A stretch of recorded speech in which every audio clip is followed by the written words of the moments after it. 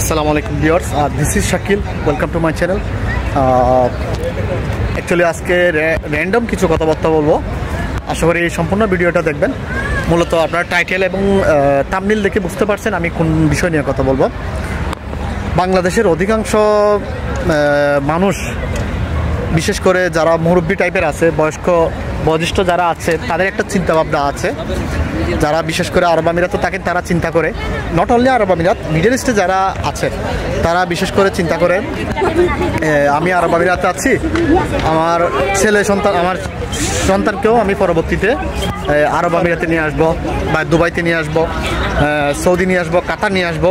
এই ধরনের একটা টেন্ডেন্সি কিন্তু বেশি কাজ করে, ঠিক আছে? তো সেটা এমন একটা পজিশন হয়েছে, মনে করেন যে কেউকে নিয়ে আসতে পারবে। দেখেন খুব আমি দুবাইতে আছি, আসলে পার্কে ঘুরতে আসছিলাম, তো আমি চিন্তা করলাম না আপনাদের সাথে কথাগুলো শেয়ার করি।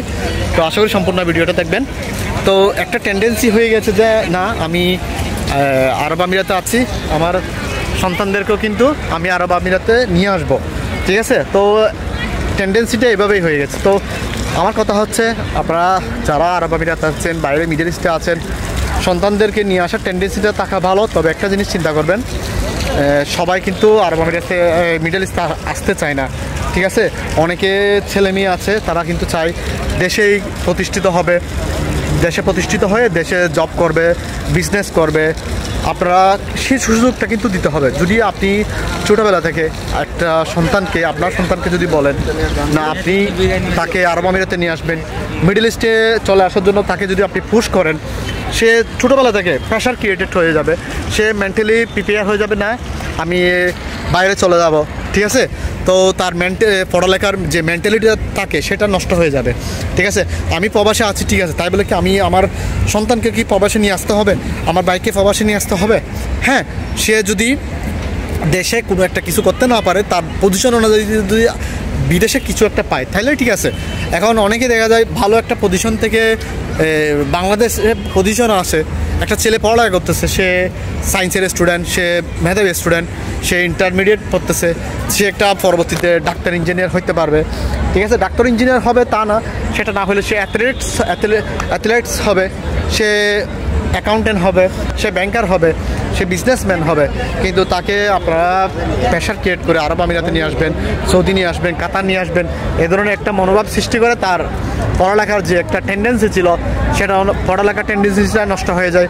তারপর সে একটা দেশে যে নিজেকে বিল্ড আপ করার একটা, নিজেকে প্রমোট করার যে একটা টেন্ডেন্সি থাকে, সেটা কিন্তু নষ্ট হয়ে যায়। পরবর্তীতে সে বাইরে চলে আসে, এবং অনেক সময় দেখা যায় সে মিডল ইস্টে সে সফল হইতেও পারে, আবার অনেক সময় সফল নাও হয়। তো আমার কথা হচ্ছে যে আমি কাউকে ডিমোটিভেট করছি না, আমি আপনাদেরকে পজিটিভ থিঙ্ক করতে বলবো। আপনারা চাইবেন আপনাদের সন্তানকে দেশে কিছু করার জন্য, কারণ বাইরে এখন আপাতত পরিবেশটা আপনারা জানেন, সারা পৃথিবী জুড়ে এখন ইনকামের সোর্সটা অবস্থা ভালো না, আর পরিবেশের বাইরের পরিবেশও যে এখন ভালো তাও না। সুতরাং দেশে সেটেল হওয়ার জন্য প্রথমে সুযোগ দিবেন আপনার সন্তানকে, পড়ালেখা করুক, সে পড়ালেখা করে দেশে যদি সেটেল হতে পারে, দেশে যদি সে কিছু একটা করতে পারে তাহলে ভালো, ঠিক আছে? আমি প্রবাসে আছি, আমার সন্তানকেও প্রবাসে চলে আসবে, এই ধরনের একটা চিন্তাভাবনা, এই ধরনের একটা পুশ না করে চিন্তা করবেন, যাতে আপনার সন্তান দেশে কিছু করতে চাইলে তাকে করতে দিন, সে যদি ফেলিয়ার হয় পরবর্তীতে আপনি নিয়ে আসেন, ঠিক আছে? জাস্ট এটা আমার একটা কি বলবো ফিলিংস, আমার একটা যে ভিতরে ফিলিংস কাজ করছে, সেটা আপনাদেরকে আমি শেয়ার করলাম, ঠিক আছে? কাউকে পুশ করার দরকার নাই। যার মতো একটা, অবশ্যই আল্লাহ রিজিক রেখেছেন, নিশ্চয় আল্লাহ তার রিজিক অনুযায়ী প্রত্যেকে জায়গা বরাবর নিয়ে যাবে। কেউ সফল হবেন, কেউ সফল হবে না, কিন্তু এটা সত্য যে কেউ কারো রিজিক মেরে খেতে পারবেন না।